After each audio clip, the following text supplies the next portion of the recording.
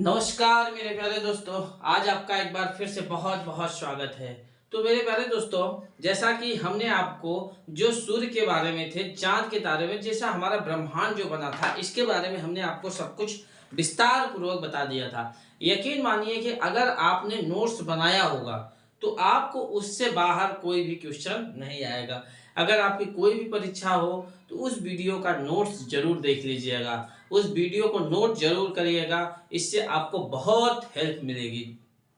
तो मेरे प्यारे दोस्तों, अब हम लोग चलेंगे स्थलाकृति विज्ञान। समझ में आया? उससे पहले होता है मेरी हिम्मत मेरा हौसला सब कुछ है मेरा अपना। मेरी हिम्मत मेरा हौसला सब कुछ है मेरा अपना, पढ़ाई से ही होगा पूरा मेरा हर एक सपना। पढ़ाई से ही होगा मेरा हर एक सपना। तो ध्यान दीजिएगा दोस्तों, ऐसी पढ़ाई करिए, मतलब किसी चीज का ऐसा निचोड़ पढ़िए कि वो दोबारा आपसे न उठ पाए। जिसे कहते नहीं, किसी चीज को, जैसे आप कोई चीज कहते हैं, काम करते रहते हैं, जैसे किसी चीज को मारना मार काट खाए कि नहीं उठ पाए, तो इसे पढ़ाई को भी ऐसा कर दीजिए कि वहां जहां से भी पूछे आपको 100% उस क्वेश्चन का जवाब आता रहे। तो मेरे प्यारे दोस्तों, आज हम चलते हैं अब स्थलाकृति। स्थला माने स्थल, कृत माने उसके बारे में जो कृत समझा के जानकारी ली जाएगी, उसी को स्थलाकृति कहते हैं। इसको इंग्लिश में टोपोग्राफी कहते हैं। क्या है भैया? टोपोग्राफी। टोपोग्राफी में ही हम स्थलाकृति विज्ञान की अध्ययन करेंगे। ठीक है भैया। इसके अंतर्गत पृथ्वी का देखिए निर्माण जो है भैया अलग अलग द्वारा हुआ है। जैसे हवा द्वारा, कहीं कहीं बर्फीले द्वारा, कहीं चट्टान द्वारा, कहीं पठार द्वारा। तो इस सब के बारे में हम इसमें स्थलाकृति के बारे में पढ़ेंगे। ठीक है, समझा? इसके अंतर्गत पृथ्वी के बाहरी बनावट जो है, जो बाहर पे, जैसे जिसपे हम लोग रह रहे हैं, कहीं स्थल है, कहीं बहा पानी है, कहीं बर्फ है, कहीं पठार है, इस सब के बारे में जानकारी हम इसमें पढ़ेंगे। समझ में आया भैया? तो इसका अध्ययन किया जाएगा। तो इसके अंतर्गत सबसे पहले हम पढ़ते हैं मृदा विज्ञान। क्या है भैया? मृदा विज्ञान। मृदा विज्ञान। तो मृदा विज्ञान, इसको इंग्लिश में बोलते हैं पेडोलॉजी। क्या भैया? पेडोलॉजी। मृदा के अध्ययन को क्या कहते हैं भैया? पेडोलॉजी। मृदा के अध्ययन को क्या कहते हैं? इसके अंतर्गत हम मिट्टी का अध्ययन करेंगे। इसके अंतर्गत हम किसका अध्ययन करेंगे भैया? मिट्टी का। समझ में आया आपको? मिट्टी कितनी प्रकार की क्या क्या है, इस सब का अध्ययन। मिट्टी का अध्ययन ही पेडोलॉजी कहलाता है भैया। समझ में आया आपको? मिट्टी का अध्ययन ही पेडोलॉजी कहलाता है। समझ में आया? मिट्टी, मृदा विज्ञान, इसको इंग्लिश में पेडोलॉजी बोलते हैं। पेडोलॉजी के अंतर्गत हम क्या करेंगे? मृदा विज्ञान का अध्ययन करेंगे। समझ में आया आपको? एक देखिए, एक इसी में आता है पेडागॉगी। पेडागॉगी जब बोला जाएगा तो समझिए पेडागॉगी पढ़ाने का अध्ययन किया जाता है, कैसे पढ़ाया जाता है, टीचिंग के निर्माण से। तो अगर पेडोलॉजी बोला जाए तो ध्यान दीजिए, पेडागॉगी जो है, जब आप बड़े एग्जाम दीजिएगा, सीटेट यूपीटेट, उसमें पूछा जाता है, इसमें नहीं। तो हमको मृदा विज्ञान से अर्थ है कि पेडालॉजी, मिट्टी का अध्ययन के लिए पेडालॉजी कहा जाता है। समझ में आया आपको? तो इसके ध्यान दीजिएगा, पृथ्वी का जो, मतलब उसकी जो रचना बनी है, उसके खिलाफ हम लोग चर्चा करते हैं। समझ में आया आपको? तो पृथ्वी की जो रचना होती है वह कितने प्रकार से होती है, उसके बारे में हम चलते करते हैं। समझ में आया आपको? देखिए भैया, उच्चावच एक होता है, उच्चावच, रिलीफ जिसको बोला जाता है, ऊंचा नीचा, उच्चावच। एक समझिए इसको, उच्चावच, उच्चावच, उच्चावच। उच्चावच क्या होता है, ध्यान दीजिएगा। उच्चावच आप भाषा समझ जाते होंगे, रिलीफ। देखिए भैया, उच्चावच मतलब क्या हुआ? कोई ऊंचा नीचा। जैसे हमारी जो पृथ्वी की आकृति है, क्या समतल ही है? आप कहीं पे देखा करिए पहाड़ है, कहीं और, इसी को उच्चावच कहा जाता है। समझ में आया? पृथ्वी के ऊबड़ खाबड़ आकृति को ही उच्चावच कहते हैं। पृथ्वी के, इसको लिख लीजिएगा, पृथ्वी के ऊबड़ खाबड़ समझते हैं कि नहीं भैया? ऊबड़ खाबड़, पृथ्वी के ऊबड़ खाबड़ आकृति को ही उच्चावच कहते हैं। समझ में आया आपको? पृथ्वी के ऊबड़ खाबड़ आकृति को ही उच्चावच कहते हैं। क्या कहते हैं भैया?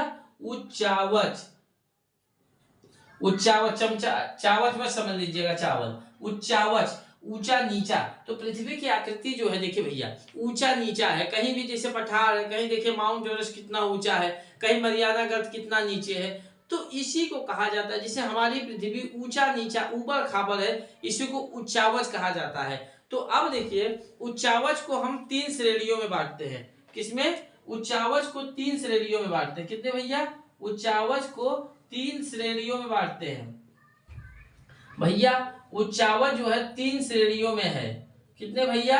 उच्चावच जो आपका बना है, अब देखिए उच्चावच समझ गए कि नहीं?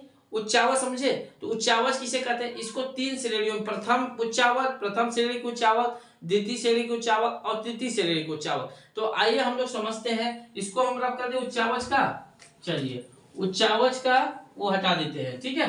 अब इसको हम लोग पढ़ते हैं प्रथम श्रेणी को उच्चावच, द्वितीय श्रेणी को उच्चावच, तृतीय श्रेणी को उच्चावच, इस सब के बारे में। इसको भी मिटा देते हैं अस्लागिर। देखिए भैया ये पार्ट 19 है, अगर आप लोग को नहीं दिख रहा होगा ये पार्ट 19 है भैया, समझ में आया? आपको दिख नहीं रहा है इसमें तो कोई दिक्कत नहीं, अपने को तो पढ़ाने से मतलब है क्या, आप उसको दिखाइएगा। कई लोग देखा करिए ना शादी विवाह में, हम देखिए आप बोलते हैं कि सर हमेशा शादी विवाह में एक ही दिमाग आता है, क्योंकि उसी में लोग ढेर जवान बनते। कब? ये शादी विवाह में देखा करिए टाई बेल्ट कोट एकदम जैसे पहन के कोई जाएगा तो ऐसे देखिए ऐसे खड़े रहेंगे, ऐसे मतलब बार बार अपने को ही देखेंगे, कहीं खराब तो नहीं लगा, कहीं दाग तो नहीं लगा, मतलब ऐसा खड़ा होंगे ना, मतलब लोग देखने वाले बस इन्हीं को देखते रहे कि हाँ बस कपड़ा पहन के आया अच्छे से। कई लोग देखा करिए शादी विवाह में जो होता है तो समझ में आता है, अच्छा लगता है उसमें। तो समझ में आया भैया? अब देखिए उच्चावच में क्या होता है भैया, देखिए जो जैसे जिसमें महाद्वीप बड़े बड़े बहुत बड़ी बड़ी जो चीजें हैं, महाद्वीप महासागर, तो वो प्रथम श्रेणी के उच्चावच में आते हैं। उच्चावच हमने आपको बताया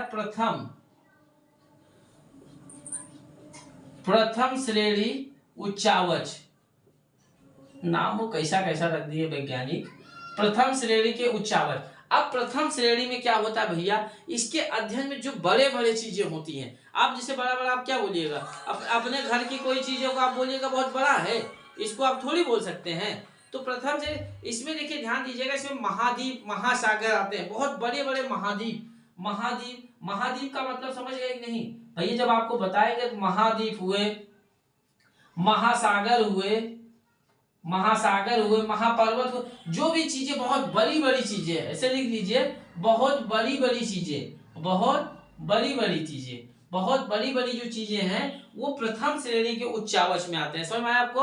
तो प्रथम श्रेणी अगर आपसे पूछा जाएगा, देखिए पहले ऐसे पूछा जाए उच्चावच क्या होते हैं, तो पृथ्वी के ऊबड़ खाबड़ की स्थिति को उच्चावच कहा जाता है। समझ में आया आपको? पृथ्वी के ऊपर खाबड़ स्थिति को उच्चावच। अब उच्चावच कितने प्रकार के होते हैं? तो उच्चावच 3 प्रकार के होते हैं, प्रथम श्रेणी को उच्चावच, द्वितीय श्रेणी, तृतीय श्रेणी। अब देखिए जब भाई प्रथम श्रेणी की हम बात कर रहे हैं तो प्रथम श्रेणी का डायरेक्ट आपको डेफिनेटली है कि ये बड़ा होगा। समझ में आपको? प्रथम श्रेणी क्या होगा? बड़ा होगा, बहुत बड़ी बड़ी आकृति जो है उसी को प्रथम श्रेणी का उच्चावच कहते हैं। समझ में? अब जो होता है जब प्रथम श्रेणी से कोई चीज आप टूटता है तो भाई उससे छोटा होगा। सुना है आपको? तो द्वितीय श्रेणी जो उच्चावच होते हैं इससे महाद्वीप पे बनने वाली आकृति को रखा जाता है, जैसे पर्वत पठार मैदान मरुस्थल आदि होते हैं। देखिए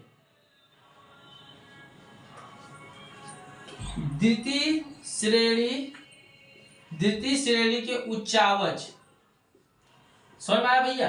अब द्वितीय श्रेणी के उच्चावच में क्या होगा, रिलीफ बोलते हैं इसको, इसमें महाद्वीप से बनने वाली आकृति को रखते हैं। जैसे महाद्वीप हो गई तो भाई महाद्वीप का धीरे धीरे तो कम होता है, उससे नदियां निकलती हैं, उससे छोटे पठार बनते हैं, कभी छोटी मतलब महासागर बन जाती हैं, कभी पहाड़ मैदान बन जाते हैं, कभी मरुस्थल। तो इससे समझिए इस महाद्वीप पे बनने वाली, इसमें महाद्वीपों पर बनने वाली आकृति को रखते हैं।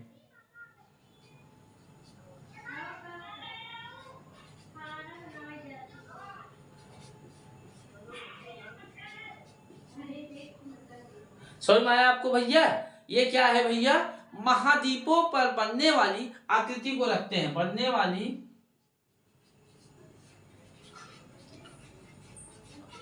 आकृति को रखते हैं। समझ में आया आपको?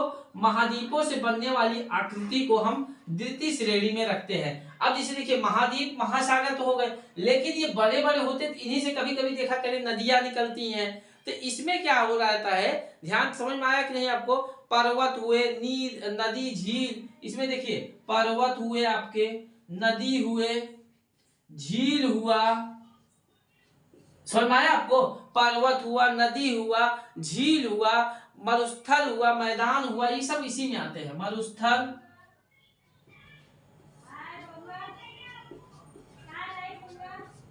मरुस्थल, मैदान, ये सब जो हुए ना भैया, ये सब द्वितीय श्रेणी का उच्चावच है। समझ में आया द्वितीय श्रेणी का।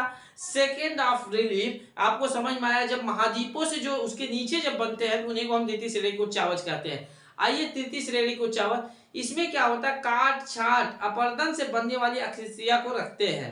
समझ में आया आपको, इसमें काट छाट मतलब तृतीय श्रेणी का देख लीजिए भैया, तृतीय श्रेणी उच्चावच। इसमें देखिए इसका जो काट छाट रहता है, काट छाट,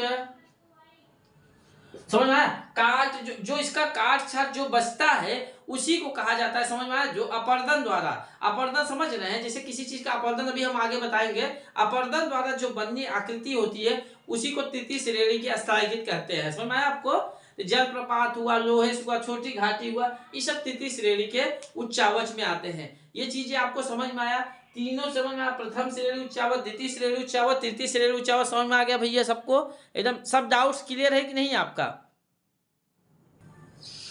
देखिए मेरे प्यारे दोस्तों, अभी जो हमने आपको उच्चावच के बारे में समझा दिया था, अब आइए भैया अपर्दन में चलते हैं। किसमें भैया, अपर्दन में चलते हैं। अब अपर्दन क्या होता है उसके बारे में, नहीं सॉरी, अपक्षय, अपक्षय क्या होता है, पहले अपक्षय समझिए। देखिए किसी भी चीज को, इसको अभी आप समझते चलिए, अपक्षय क्या होता है, अपर्दन क्या होता है, निक्षेपण क्या होता है, क्योंकि इसको अगर आप अभी समझे रहेंगे तो बाद में डायरेक्ट इसी पे सवाल नहीं है कि अपक्षय द्वारा। तो देखिए बहुत सी चीजें में आज हम आपको एक नॉर्मल से भी नॉर्मल तरीका आपका बताएंगे। आज की अगर आप वीडियो देखिएगा, अपक्षय, अपर्दन, ये सब आपको समझ में आ जाएगा। तो ध्यान से देखिएगा, क्योंकि देखिए ध्यान दीजिएगा, जब तक अपक्षय, अपर्दन और ये सब नहीं समझिएगा तो आपको तीनों चीजें नहीं समझ में आएगी। समझ में आया आपको, तो अपक्षय, अपर्दन और निक्षेपण, इन सब तीनों की वीडियो हम बनाते हैं अभी आपको नेक्स्ट क्लास में। ये तो अपक्षय, अपर्दन और ये क्या बोलते हैं निक्षेपण का, ठीक है।